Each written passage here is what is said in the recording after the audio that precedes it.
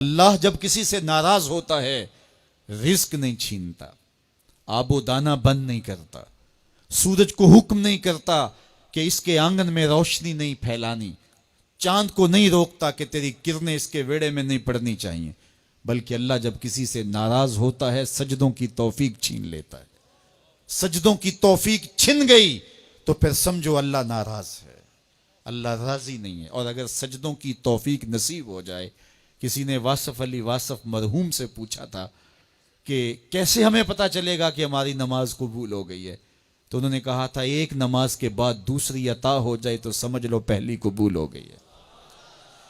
تو نمازوں کا نصیب ہونا یہ اللہ کی رضا اور اللہ کی خوشنودی کی دلیل ہے، اور سجدوں کی توفیق کا چھن جانا یہ اللہ کی ناراضگی کی دلیل ہے۔ میں اور آپ دیکھیں کہ ہم کہاں کھڑے ہیں۔ دیکھیے دولت تو کفار کو بھی ملتی ہے، اللہ دولت اسے بھی دیتا ہے جس سے راضی ہے، اسے بھی دیتا ہے جس سے نہیں راضی، لیکن سجدوں کی توفیق اسے ہی دیتا ہے جس پہ وہ راضی ہے۔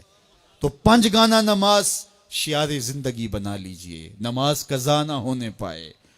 قیامت کے دن بے نمازی اس صف میں کھڑا ہوگا جس صف میں نمرود کھڑا ہوگا، جس صف میں حامان کھڑا ہوگا، قارون کھڑا ہوگا، شداد کھڑا ہوگا۔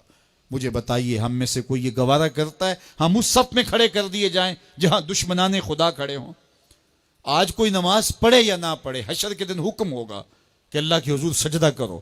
ہر کوئی سجدہ کرنا چاہے گا، جو نہیں پڑھتا وہ بھی کرنا چاہے گا، لیکن بے نمازی کی کمر اکڑ جائے گی، وہ آرزو رکھنے کے باوجود سجدہ نہیں کر پائے گا۔ قرآن بتاتا ہے کچھ لوگ جہنم کو دھکیلے جا رہے ہوں گے، انہیں کچھ لوگ پوچھیں گے ما سلککم فی سقر، تم جہنم کو کیوں جا رہے ہو، کیا ہوا تمہیں؟ تو وہ جواب میں کیا کہیں گے؟ لم نکو من المصلین، ہم نماز نہیں پڑھا کرتے تھے۔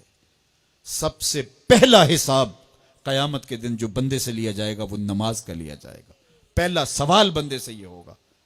یار چڑیاں بھی رب کی تسبیح بولیں اور اشرف المخلوقات سویا رہے، جب صبح کا وقت ہوتا ہے حشرات الارض بھی بلوں سے نکل کے رب کی تقدیس کے ترانے پڑھ رہے ہوتے ہیں، درختوں کی شاخوں پہ چڑیاں پرندے وہ بھی اللہ کی تقدیس کے ترانے پڑھ رہے ہوتے ہیں، حشرات الارض بھی اس کی تقدیس کے گیت گا رہے ہوتے ہیں، اور اشرف المخلوقات خراٹے لے رہا ہو۔ اس سے بڑی بد نصیبی کیا ہو سکتی ہے؟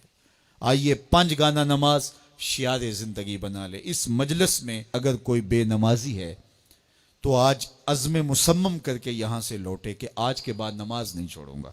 اور اگر آپ 5 گانا نماز کی عادت رکھتے ہیں تو آپ کو مبارک ہو، لیکن یہ عزم کر کے جائیے اپنے گھروں میں، اپنے اعزاء و اقربا اور اپنے دوستوں میں اس زور سے تلقین اور تاکید کریں گے نماز کی کہ وہ پکے نمازی بن جائیں گے۔ بندہ بندگی سے سجتا ہے، زندگی آمد برائے بندگی، زندگی بے بندگی شرمندگی۔ اگر زندگی میں بندگی نہیں تو زندگی کے پلے ہے کیا؟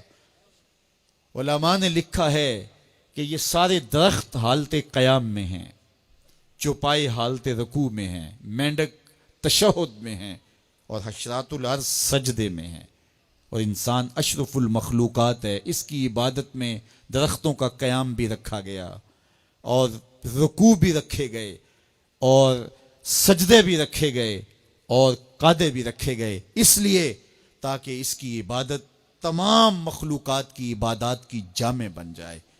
لیکن یہ اس کے باوجود اللہ کے حضور سجدہ ریز ہونا پسند نہ کرے تو بتائیے کیسے رحمتیں اس کے اوپر اتریں گی؟